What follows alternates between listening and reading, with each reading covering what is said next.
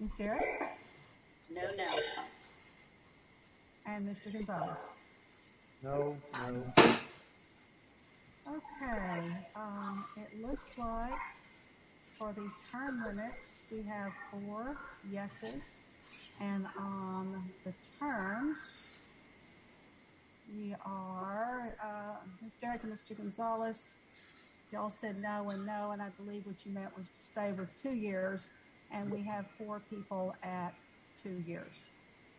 So we'll close that one out, and our next one is to do something that we generally do when we're meeting in person, is to have the citizen comment and the press and public on there. As we have gone through the online, we have continued to allow citizen comment. Press and public did drop off, but it will come back when we come back in public. This will codify that to ensure that that's always going to happen. So I'm going to go around the table. I will be first, and that is to put in the charter that we'll always have citizen comment and press on the agenda. And yes. Mr. Scott? Yeah, I'm a yes. I'd ask a question of the chair that I had. I'm sorry, Mr. Baker. I didn't see your hand raised. You go right ahead. You jumped right into it. So I wanted to clarify the intent of the committee. This says to city council agendas. We have lots of different kinds of agendas. Would this also apply to our committee agendas as well? So, for instance, I serve even on the CBB board. We have a citizen comment period, questions with the answers of the press and public. So, would this apply to our council committees as well, since those are city council agendas? And Mr. Baker, you mentioned CBB, and that's one of our boards and commissions. So did you want to add that into the mix? No. I was just saying that even our boards and commissions have that in them. And so I'm wondering if it was the intent to promote transparency in city government, to allow all city council agendas to be required to have this, including those for committees. Which you mean the council committees like sustainability, et cetera? Correct. I just want to make sure we're clear on what it is that you're asking. Mr. Tomatis, that question is directed to you. And you're on mute, sir. Thank you, Mr. Baker. We did have that discussion, more focusing on the actual language that we sent to you, which was for the city council meeting agendas. The explanation that we received from city staff was that extending beyond the special provisions that were made for COVID-19, that citizen comment and question and answer session with press and public would be on every city board or commission, but we did not discuss city council committees. Mr. Cosentino, do we have somewhere in the code that says our boards and commissions do have citizen comment and question and answer? Because what's before us in the red line only relates to city council agendas, but I think it's because it's in the city council section. Right, Chapter 2 of the City Code, which is not charter, provides for, those provisions. That's a city ordinance, can be changed at any time without a vote of the people. But so I think that our boards and commissions have that. But I think the intent, and Chair Tomatis is there, I think the intent of this particular recommendation was simply any time that the city council is posting a meeting as a quorum of the entire council, whether it's a work session or what have you. It could even be in a joint meeting with, say, the Planning and Zoning Commission. But if the quorum of the council is posted having a meeting, I think their recommendation is to include citizen comments and questions from press and public on those, and to put that on the charter as before the voters as a possible requirement. So. Okay, Mr. Baker, did we finish your question and answer, sir? Yes, thank you. All right, thank you. And are there any other questions? If not, I will continue going around the table. Mr. Gleason, you're next. Yeah, I think this is fine, Mayor. don't have any problems with it. Mr. Baker? Yes. Okay. Ms. Derrick? Yes. Mr. Gonzalez? Yes. And Ms. Garza? Yes, I wish they would have included committees, but that wasn't part of the conversation. But I'm a yes for sure. Well, it's under the section of meetings of the city council, as in meetings that we have. Okay, our next item had to do with city manager and Mr. Cosentino. I'm going to jump to Proposition D real quickly. And I'm going to suggest that we insert a word. This is the amendment of Section 309, meetings of the City Council, to require all City Council meeting agendas to include citizen comment period and question and answer session with press and public as agenda items. I'm going to suggest that we insert the word regular, all regular City Council meetings. For example, last week we had our evaluations of our appointees, and that was we went straight to executive session, did what we needed to do, came out, and we were done.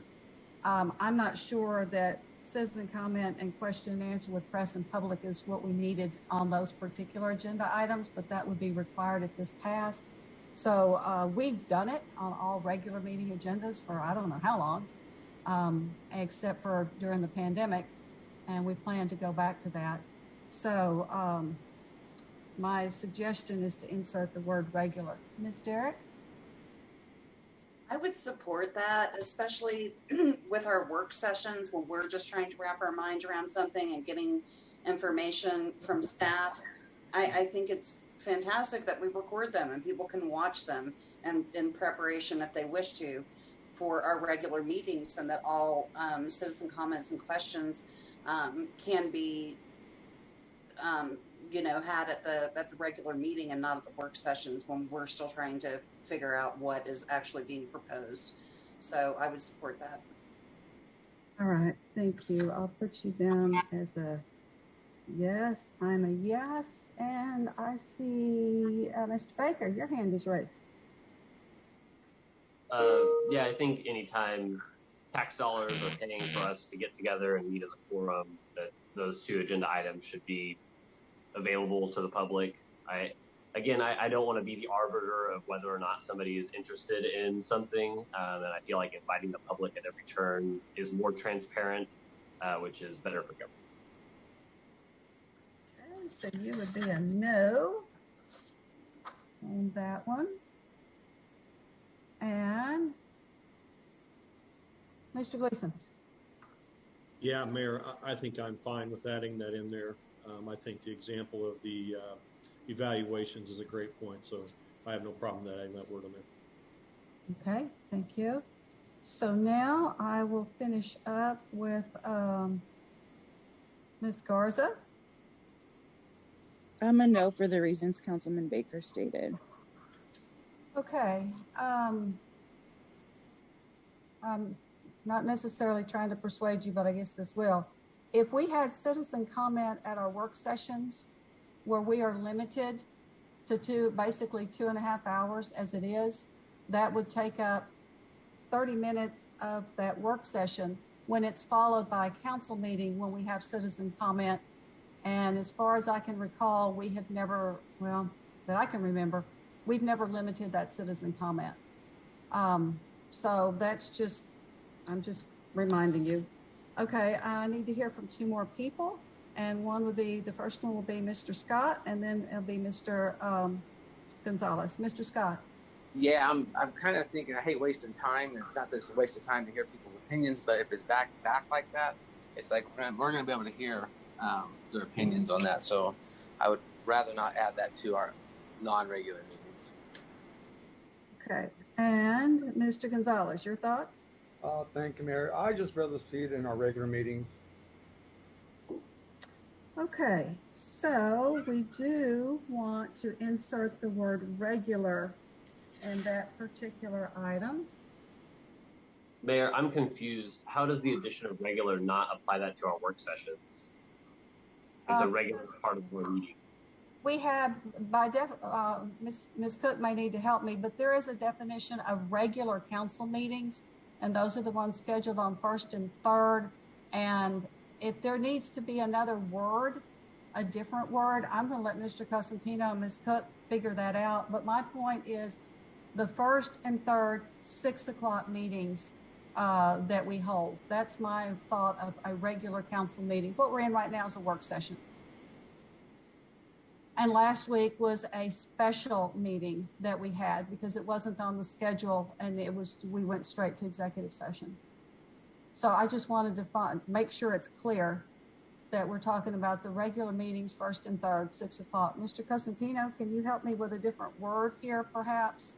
I think what our intent is, I think we figured that out, and we went 5, that it would be regular meetings. Is there a different word we need to use here, Mr. Cosentino or Ms. Cook? I'm looking at section 3.09 of the charter of meetings of the city council, and it says the city council shall hold 22 regular meetings at a minimum each year. So anything in addition to that would be something other than a regular meeting. Okay. Thank you. Mr. Cosentino? I don't have anything different to suggest in terms of the wording. I think that is our standard practice right now, to have both of those items on regular meeting agendas. So I think the Charter Review Commission was obviously recommending something different, which is fine, to also require those same things on work session items or workshops like we used to have. But I think adding the word regular will just, is clear, and that if it's on the ballot and if it passes, it'll institutionalize as a charter requirement something that we're doing already as a practice. So, but I don't have any different wording to suggest at this time. Okay. Thank you. Ms. Baker? I